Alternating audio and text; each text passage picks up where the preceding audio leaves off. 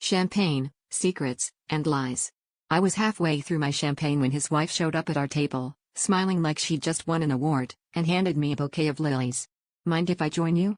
she said, sliding into the seat beside me before I could even process the fact that she existed outside of whispered warnings and blurry Facebook photos.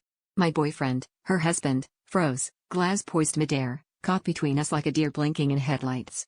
I could feel the eyes of everyone in the restaurant on us, but all I could focus on was the fact that the flowers in my lap were shaking with my hands.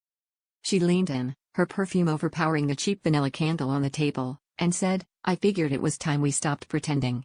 I wanted to run, but I was rooted there, tongue-tied, as she started listing off every date, every lie, every secret text she'd found out about, not by snooping, but because he'd gotten lazy.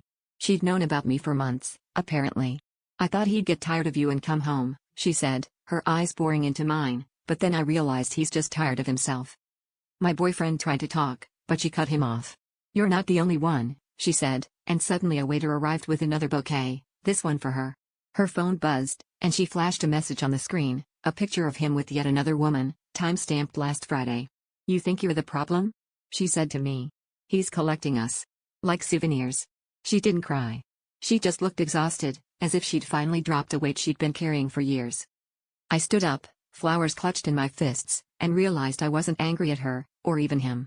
I was furious with myself for believing I was the exception, for mistaking being chosen for being valued. As I walked out, the only thing I could hear was her laughter echoing behind me, and the hollow certainty that I'd never let someone make me feel so small again.